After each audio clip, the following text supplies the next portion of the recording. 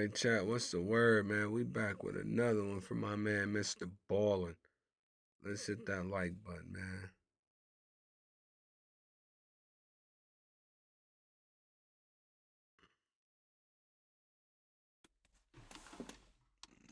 Hold up, yo. What's it going? Cool.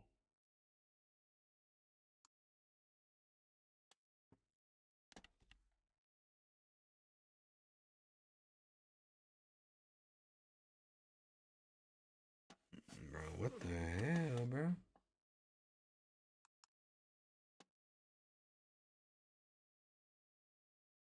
Alright, there we go. My shit was just tweaking.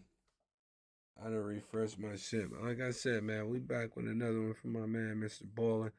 I just smashed that like button. Y'all ready, man? I'm ready. Let's get it. I'm going to share 3 progressively more bizarre missing person cases. But before we get into those stories, if you're a fan of the strange, dark, and mysterious delivered in story format, then you've come to the right place because that's all we do, and we upload once a week.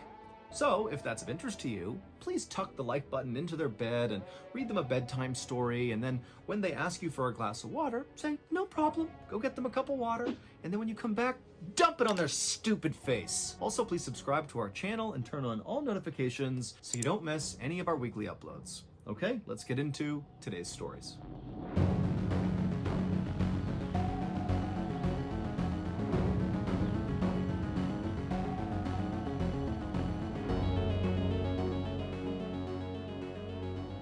On the evening of June 28, 1997, an 83-year-old woman named Leila Howard turned up the radio in the living room of her small home in Texas, and then she took a seat next to her husband, Raymond, on the couch. This was a song that both of them loved, and in the past, Leila knew her husband would have swooped her up and begun dancing with her right away. But Raymond was now 88 years old, he was also recovering from brain surgery, and they both were planning to go to bed in the next few minutes because they had a big day the next day. They were going to go to the Pioneer Day Music Festival, which is an annual fiddling festival located about 15 miles away from where Leila and Raymond lived, in the town of Salado, Texas. Leila and Raymond attended this festival basically every year, and so even though Raymond right now was a bit fragile from his surgery and his advanced age, the couple had not even considered missing it. Leila's son, Hal, had tried to persuade Leila to let him, Hal, drive the couple them to the music festival, but Leila said no because Leila and Raymond were both fiercely independent and wanted to be in control of their lives, which included driving to and from this festival. Also, Leila had talked about maybe going someplace else after the festival ended with Raymond, kind of spontaneously just driving out and doing something, and so she really wanted to have her own car in case she did want to do that. And so after a few minutes, Leila and Raymond's favorite song came to an end, and the DJ hopped back on the radio and began talking about the weather and the traffic. And at that point, Raymond and Leila, they stood up from the couch, they took each other's hands, and they walked upstairs to go to bed. The next morning, so June 29th, Leila and Raymond walked out the front door of their house, and they walked down to their driveway where their Oldsmobile car was parked. Leila helped Raymond get into the passenger seat, and then Leila took her spot in the driver's seat. And then a few moments later, after they were all buckled in and situated, Leila fired up the car, backed out the driveway, and began driving.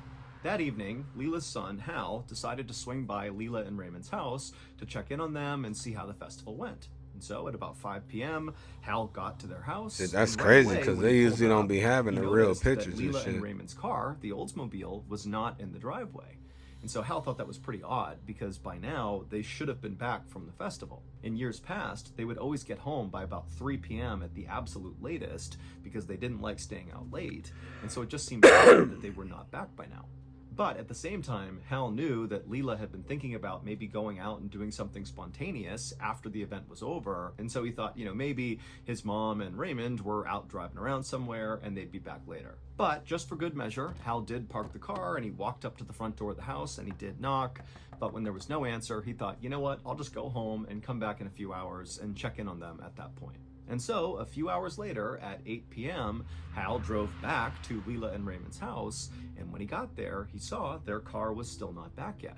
And so now Hal's starting to feel pretty worried, and so he parked the car, he walked up to the front door, he did knock, there was no answer, and so he pulled out his set of keys, he opened up the door, and he walked inside. Now, as soon as he was in the house, nothing looked out of place. It actually looked very organized and clean like it normally was.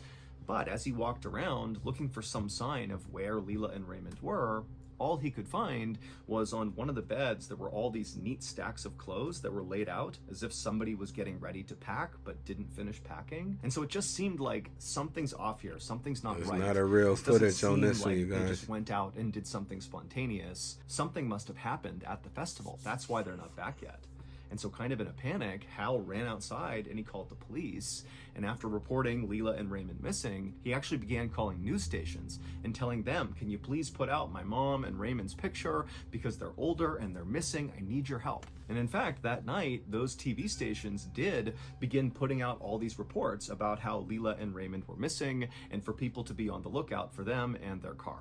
At the same time, the police Real immediately picture of launched Raymond an and Leela. investigation, and they quickly discovered that Leela and Raymond had never even made it to the music festival. They never got there. And then when the police drove the route that Leela would have taken to get to the music festival, they didn't find any car accidents or anything unusual on the route that would indicate that they got into some trouble or something.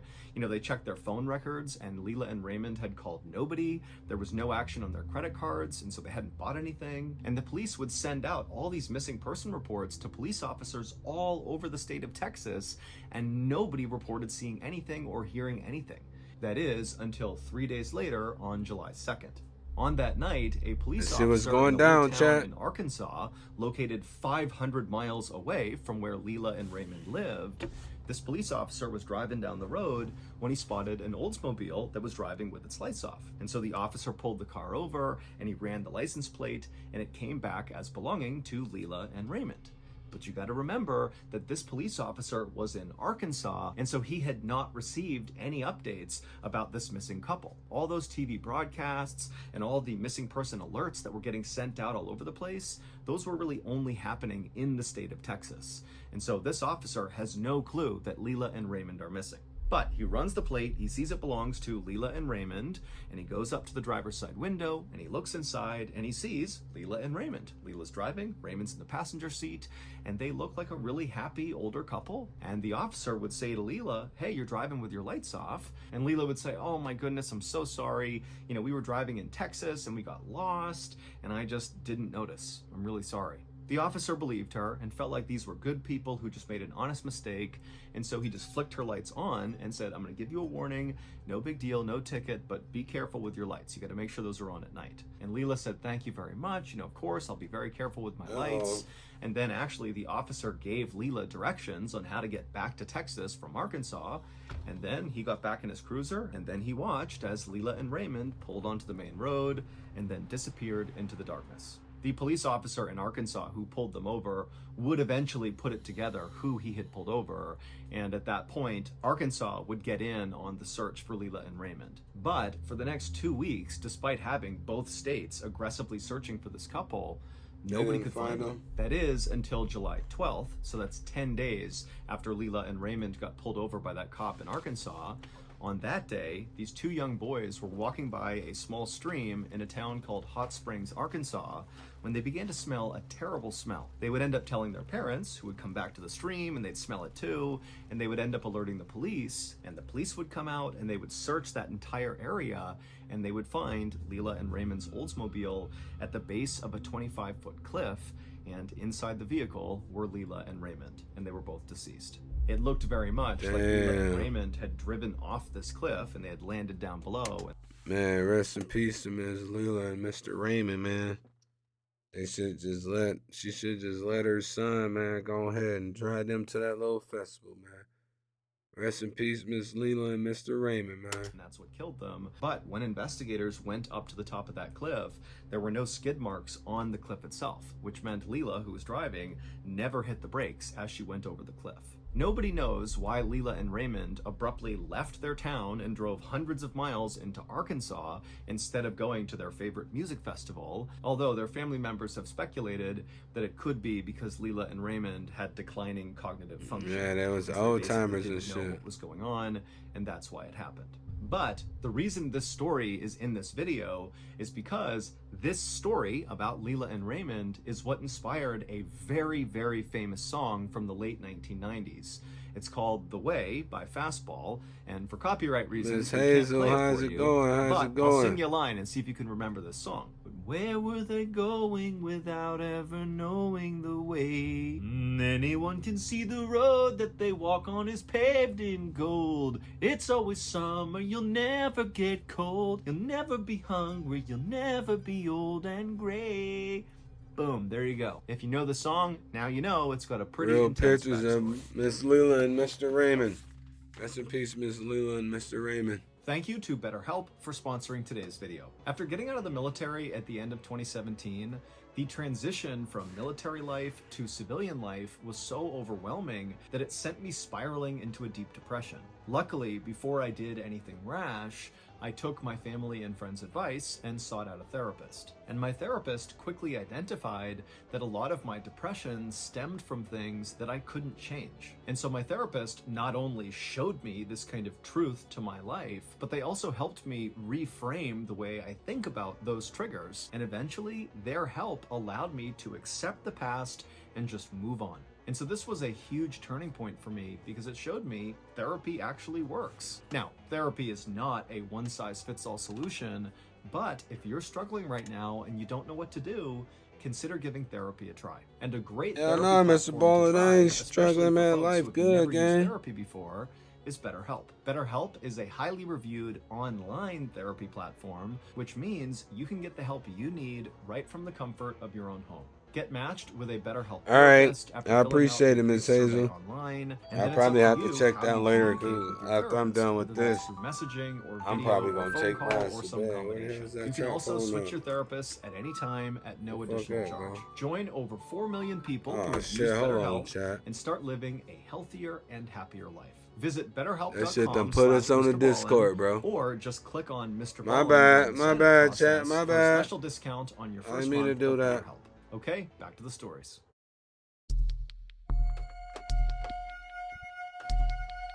Put that plate Late back one once we're afternoon done. in April of 2019, a middle-aged woman named Mary was cutting up some vegetables in her kitchen in northern Spain when she heard a knock on her front door. So she put her things down, she went to the door, opened it up, and standing there was her next door neighbor, who was all smiles, and she was holding this big box that was wrapped in wrapping paper and had a big bow on it, and then sitting on top of this big gift was a tray of deep-fried rolls, or croquettes. Mary's neighbor was a 61-year-old woman named Carmen Bro, you Marino, said who croquettes, was an bro. I ain't had no exceptional salmon chef, croquettes in a and her minute. specialty I'm gonna was have to making make these some of them, croquettes. but They were filled with different types of meat and other things, and all the time, Carmen would come over and give them to Mary, and Mary loved these croquettes. And so as soon as she saw those, she was like, wow, amazing, and she invited Carmen inside. But Carmen didn't come inside. Instead, she took the croquettes and handed them to Mary, and Mary's like, okay, great, thank you. But Carmen was still standing right outside holding this box, and now Mary's looking at her thinking that Carmen looks kind of uneasy. And so Mary said, what's going on here? What's up with this box?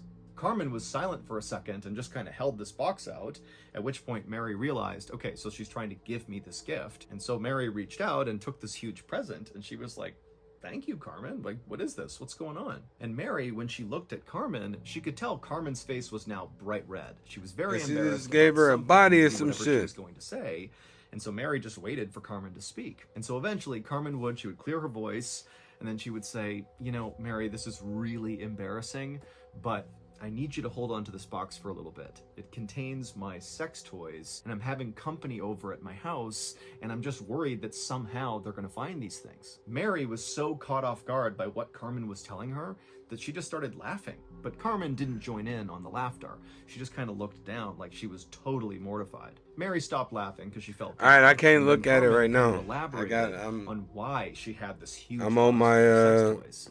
She would tell Mary on my that, deal right she now. bought them with the intent of using them with her boyfriend. I'll check it but though a as soon couple as we're months done ago, with he had this. broken up with her, but Carmen had held on to these. I probably in the won't get hopes to it that till her tomorrow boyfriend would though. eventually I'm take tired her as back, hell. and they I'll would go get get back something to together eat. again and get to use these toys. And so even though this was a totally weird and kind of uncomfortable request, Mary kind of felt bad for Carmen. One, because she had to make If this I ain't got a request to job, Mary, man, go but join the also, U.S. too, Air it was Force. obvious that Carmen was pretty shaken up about, losing her boyfriend. And so Mary said, you know what? No problem, Carmen. It's I will cold look down after here, your bro. sex I'm gonna toys go and I will fucking enjoy your croquettes. And jump Carmen in my was so warm, relieved and said, fucking thank you so comfortable much. bed, And then she man. turned and hustled back to Jeez. her house. And then Mary shut the door and she brought the croquettes into the kitchen and she tried one and it was so good. And then she took the big box of sex toys and she went into the hallway. She opened up a closet and she put it on the top shelf and then shut the door. Over the next couple of days, Mary expected Carmen to come back over and reclaim her box of sex toys. But Carmen didn't. Never come And back. when days turned into weeks and then turned into months, and still Carmen had not come over to get the sex toys, Mary was kind of annoyed, but she was just too embarrassed to go over to Carmen and be like, hey, why don't you come over and get your sex toys?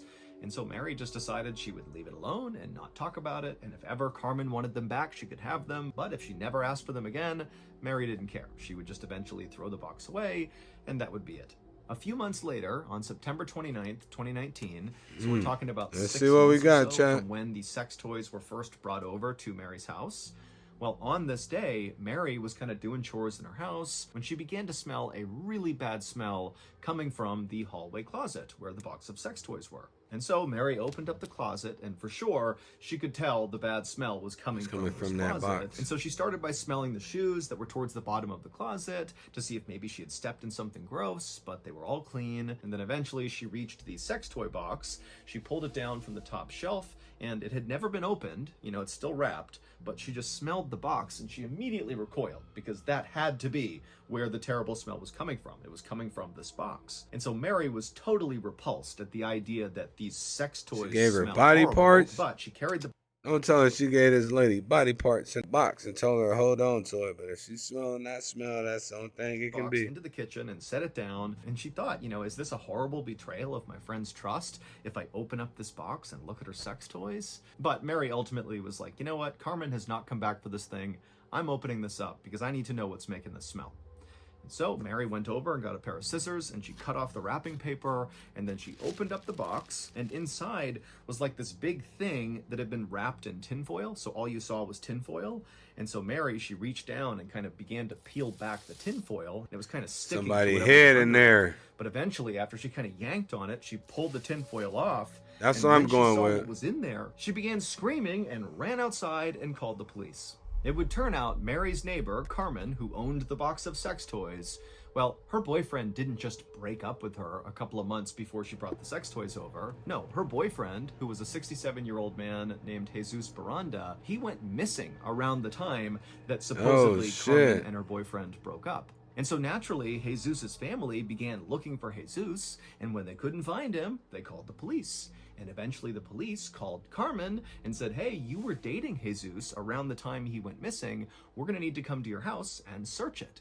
And when Carmen heard that, she knew she had a big problem, because Carmen had murdered Jesus and cut his head off with a chainsaw, and she still had his head in her house. And so what did she do? Well, she boiled his head down, and then she put it in a box. What the wrapped fuck? it in What the tinfoil, fuck she and on? then she wrapped that box in wrapping paper, put a bow on it, and then went next door to Mary's house and said, hey, can you hold my sex toys for me? Because she knew Mary would likely not look in the box if it was sex toys. And so Mary took the box, put it in her closet, and then of course, you know, the smell began several months later, and she would discover Jesus' head.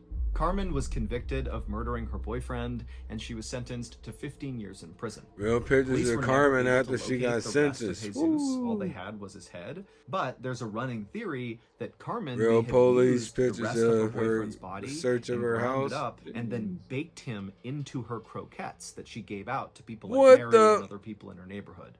But into her croquette, rest of her boyfriend's body, and ground it up, and then baked him into her croquettes that she gave out to people like Mary. Oh, and man, other I'd people kill in her that broad. neighborhood.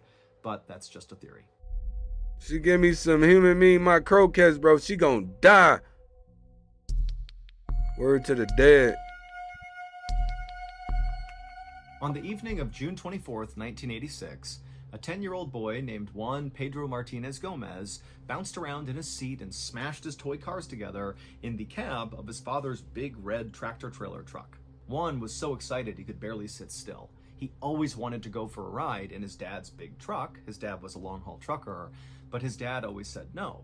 But Juan had just gotten his best report card ever, and so as a reward for doing so well in school, Juan's father had surprised Juan and Juan's mom with this particular trip. Their plan was to drive from their hometown in southeastern Spain all the way across the country to the northern coast. That's real pictures of and then once they them. got there, Juan's dad would offload the cargo that he had driven there. Juan and his mom and dad would stick around and kind of make a vacation out of it, going to the beaches and checking out the beautiful pastures where all the cows would graze.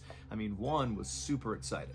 Juan's dad pulled the truck into this big lot with all these other trucks around, and then Juan's dad turned around and began backing the truck up so it could be paired up with the cargo he'd be hauling to the north coast. It was this huge 25,000 liter tanker that was covered in all these stickers and warning labels, and Juan's father didn't know what this tanker actually contained, but he could tell, whatever it was pretty dangerous and also very important. And so as Juan's dad is backing up skillfully to line up with this tanker, Juan is just sitting in the back seat, absolutely transfixed at how cool his dad is. I mean, this is like the most amazing thing Juan had ever seen. And so finally, Juan's dad successfully hitched the truck to the tanker. And so once they were all hooked up, Juan's father yelled out the window and said bye to the people he worked with.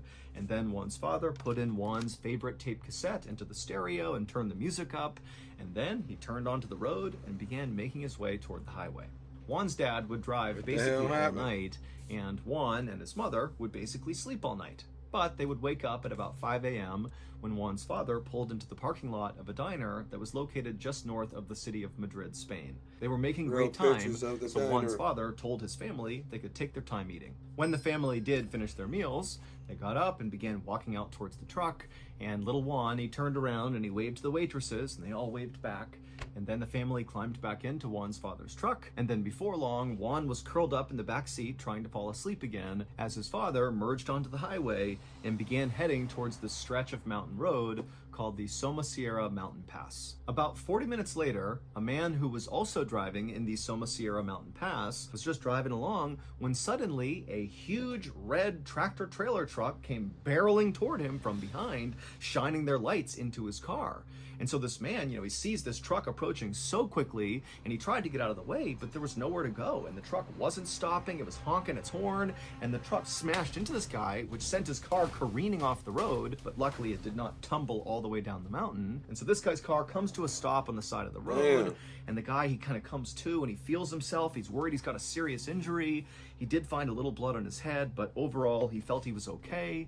And then he managed to get his door open, and he climbed out of his car, and he looked a little ways down the road, and there was the truck that had hit him. It was now on its side, and it was hissing steam, and it didn't look like anybody inside the truck was trying to get out. Now, even though this guy was pretty shaken up from the crash he had just gotten into, he felt like he was definitely in better shape than whoever was in this truck, and so he decided he would just go up there and try to help them. But after only taking a few steps, this white van came blazing around the corner and came to a screeching stop on the road right next to where this guy was. And then before the guy could do anything, the sliding door to the van flung open, and this woman with blonde hair jumped out, and she ran over to him and she said, "I'm a nurse. Do you need any help?" And so this guy, he's looking at this woman and he's kind of sizing her up, and she did not seem like a nurse. And in fact, for some reason, this guy felt like she wasn't made him a nurse. really uncomfortable. He couldn't quite put his finger on it.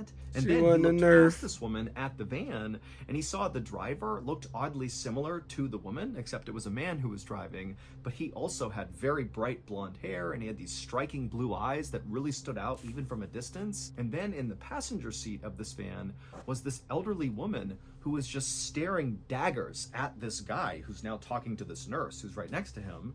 And so the guy's looking at the old woman, and the old woman's looking right back, and she really looked mean, like she was not happy to be talking to him. And so the guy finally just said to this woman who was claiming to be a nurse that, "You know what, I don't need any help. Go help them. They need help because they haven't gotten out of the truck yet." The woman just nodded, and then she ran back to the van, hopped inside, and the van sped, the 100 feet down the road to where the crashed big red tractor-trailer truck was. And again, the woman hopped out, and she rushed over to the truck, and she climbed on top of it, and she reached down, and she took something out of the truck. But from his perspective, 100 feet back, the guy who had also crashed, he couldn't tell what she had taken out of the cab. But after she took whatever she took, she climbed off the cab. She did not attempt to help anybody inside of the truck. She jumped back in the white van, and the white van sped off down the road, and they were gone. The guy barely had time to process what had just happened before he Damn. began to smell this unbelievably powerful rotten egg smell. When help arrived, emergency That's sulfur, responders bro. immediately realized they had an environmental disaster on their hands. The big red tractor-trailer truck, which was Juan's father's truck, was hauling 25,000 liters of sulfuric acid. And that rotten egg smell they were smelling in the area meant the air was now becoming toxic as the sulfuric acid leaked out and began interacting with the ground and making its way into the nearby river. So before anybody could even go inside of this truck to see if there were survivors, they had to basically cover it and the surrounding areas with hundreds and hundreds of pounds of sand and lime to try to counteract the acid. It would take hours to do this, and in that time, nobody came out of the truck's cab. And then finally, when emergency crews were able to go up to the truck and look inside, they discovered that the vehicle's occupants were all dead. However, there were only 2 bodies. It was Juan's mother and father. Juan was nowhere to be found. Now, one of the theories was, well, when this crashed, maybe the sulfuric acid landed on Juan's body somehow and literally dissolved him, and so that's why he was not found.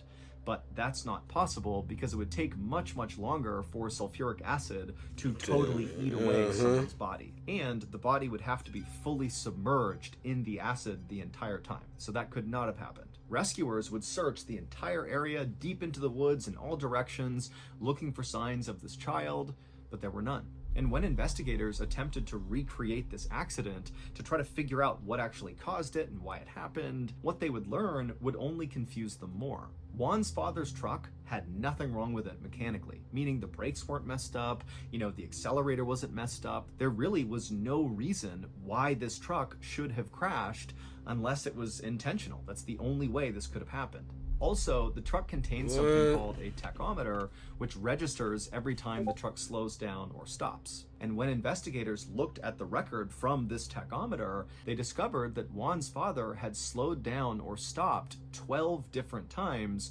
between leaving the diner and crashing. But the route from the diner to the crash site was a straight shot with no traffic lights or stop signs. Basically, there had been no reason for him from the to diner stop to the crash site to ever slow down or stop. But again, Juan's father did 12 separate times. And then also there were traces of heroin that were found in a hidden compartment in Juan's father's truck. Now, Juan's parents had no criminal record and absolutely no connection to drugs or the cartel, but so they did consider a theory that, perhaps a drug cartel ambushed Juan and his family, and ultimately Juan was kidnapped. But there was one more really strange element to Juan's disappearance, and that was that white van that guy saw right after the crash. Multiple people in the area around the Somosierra Mountain Pass said they saw that exact white van because they all remembered the woman and the man who had that same really bright blonde hair. It just was something that was kind of unique and stood out. But the police tried to track down this van and the man and the woman and the elderly woman who was also they couldn't find him inside the van. But no trace of that van was ever found, and also police were never able to figure out what that woman actually took from inside of Juan's father's cab before they sped off and disappeared. Missing person posters of Juan went up all over Spain, and almost immediately loads of sightings were reported of Juan, but every time the police followed up on these sightings, they never panned out.